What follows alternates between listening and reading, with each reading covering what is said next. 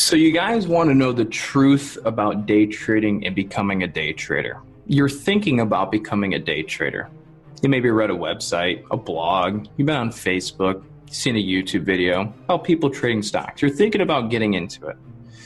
Well, let me give you the truth that most of these videos won't give you right up front. And we'll start off with the biggest harsh reality of them all. Number one, if you're watching this video and you haven't started trading or you're thinking about trading, number one, get ready to lose all of your money. Wait, did he just say that? Wait, yep, get ready to lose all of your money. Okay, so that's number one. Ask yourself, are you ready to lose all of the money you have? If yes, good, you're ready to become a trader. Second, are you ready to dedicate at least 1.5 to 2 of your years studying a new career? That's second. Yes? Good, let's move forward. So you just said that you're ready to dedicate 1.5 to 2 years of your life to learn this career. Because remember, it's not get rich quick. You're learning a career. How long does it take the average person to get through college, to get the degree that they want, to get the job that they want? 4 years. So you might even be looking at 4 years of learning. So let's move on to number 4. In order to learn how to trade successfully and make it in this business, you need money. So back to money. You have to be willing to put up the money in real time, meaning you are going to use your hard-earned money to learn it. Just like you do in school, except in school, you're usually promised that if you finish this 4-year degree, then you will get a job that will pay you X amount of dollars. The stock market does not say, hey, spend $25,000 a year learning this game, and then after 4 years, you'll probably start making 70 grand a year. It doesn't promise you that. So this is an uncertain game, okay? You don't know for sure if you're going to ever make money. So maybe school is a safer route for you, okay? Secondly, number 5. Well, what is number 5? I guess I can make this one up. You're gonna be lonely, okay? Become a day trader. You don't have to work 9 to 5. Enjoy your life. Hell, you're going to have beautiful women, a Ferrari. Hell, you're probably going to be drinking booze and hanging out with strippers all day long. False. False. Not true. You're probably not going to have a Ferrari. You're probably not going to have a boat, and you're probably not going to have strippers. Well, actually, no, you probably could have strippers because you could just pay them, but you're probably not going to have some super ridiculous supermodel that actually loves you. Unless you actually had a lot of money, then she probably is just using you. But so now that we've got that out of the way, this lifestyle you see of day traders, you're probably not going to have, okay? So let's paint the picture of what it's really going to look like to be a day trader. Oh, so use me, for example. You're going to wake up in your house at about, maybe 7:30, depending on your time zone and what time the market opens.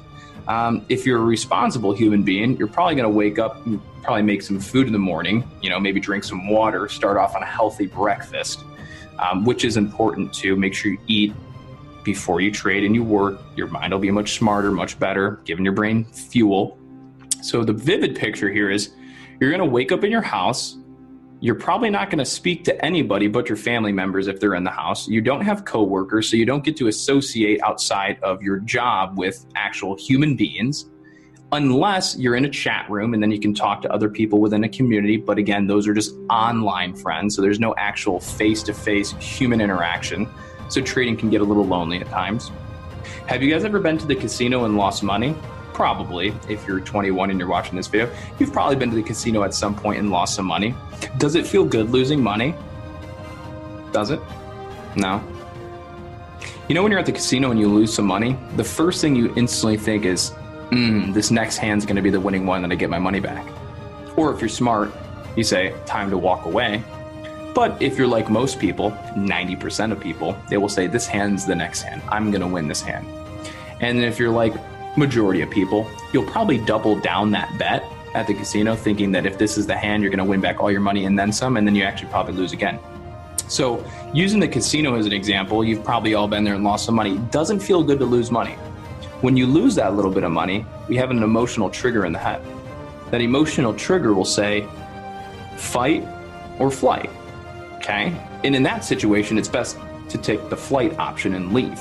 But 90% of us want to be strong and fight that, right? So at the casino, you would probably bet again and try and win, then you're going to lose more. So the vivid real picture is, as a trader, you're going to be in your house by yourself in front of computer screens that don't talk to you, and you're going to have to make decisions every single day that are built on risk. Do you see yourself as a risk taker? Yes or no? Answer that question in your head. I won't hear you if you answer it, so I don't care what you pick. But ask yourself, are you a risk taker? If yes, this career might be for you. If not, shut the video off, go get a 4-year college degree. I don't care, do whatever you want to do. This is probably not for you. So you need to be able to afford and take risk every day. Okay. Do you know what happens when you take big risk every day? You become emotional. You have your decision making and thought process becomes highly affected when you're taking big risk every day. But remember, with risk comes reward. So if you don't take risk in life, you're just not going to have much reward. Okay. So if you want this lifestyle of boats and strippers, which you're probably not going to get, you got to take risk. Okay. So if you can't afford or don't want to take risk, not the business for you. And then know that every day when you're taking the type of risk that I do, and a lot of us traders do, it can affect your emotions pretty crazy. Okay. So what happens on days where you're a day trader and you lose a lot of money? Well, let's reflect back. So you guys get a perspective. Now, some of you guys won't go as balls to the walls as me or as big of a bet as me, but I've had days over the course of like 3 or 4 days where I've lost $30,000. Literally, I think my biggest losing trade was $31,000 over the course of 4 or 5 days. So it was one trade, but not in like one sitting, but it took like 4 days. I lost 30 grand. So imagine how I felt after that. After losing $30,000, more than the average person makes in an entire year, I lost in 4 days. What kind of a schmuck must I be? I should have just gave that $30,000 to some random kid on the street. Would have done much more good, right? We're getting phone calls. I got to go to the gym, but this is an important video, so bitch button. So more importantly, again, when you lose $30,000, that can really affect your emotions, right? So when your emotions get that affected, what do you think is going to happen to your everyday regular life? Well, if I lose $30,000 in my work life, and my work life is at home, where I just lost $30,000 is right upstairs on my computer. And I'm living in the same house, so I'm working and living in the same environment that I just lost $30,000 in. Does not feel good. No. That's when trading can really affect your personal life. And in situations like that, it has led to me not going to the gym, not eating properly, not even eating, staying in bed, Netflixing and chilling all day, which, by the way, I'd probably do regardless of losing $30,000 anyways, which I'd say you guys would too. So I guess we can all agree there. So again, it can have a very negative effect on your personal life because it's such a, and I don't even want to call it necessarily high risk, but you're just taking risk, right? Okay. If you know what you're doing, right, you eliminate risk. If you don't know what you're doing, then of course it's high risk. So in the beginning, when you don't know what you're doing, you're in a high risk game. The longer you're there, the more you learn, the less risky it becomes. But as you're starting out, and these are the things to keep in mind, you're going to be taking risk every day. The type of risk that if goes wrong, it can affect your personal life to the point where you don't go to the gym. Maybe you're not eating. Oh, you're supposed to go hang out with a friend. Maybe you're going to cancel those plans because you just kind of want to sit and think to yourself. On days like that, where you lose a lot of money, you're really going to doubt yourself and doubt, is this what I should be doing? Because if you lose $5,000 a day, what if you lose $5,000 tomorrow? And then you lose $5,000 the next day and a couple thousand the next day. Soon, you're not going to have any money to trade with and your career is gone. There is no assurance. There is no security. Okay? Oh, here's a good one. You want to be a day trader, right? Did you know that I don't get health insurance? I have to pay for that out of pocket myself. So for some people, maybe working a 9-to-5 is better because you kind of have a pretty straightforward plan. Your job might offer you benefits, healthcare, things like that, a customized 401k plan. So that might just be the easy route, right? And some of you guys might want to take. So I think I've done enough spieling here, enough talking.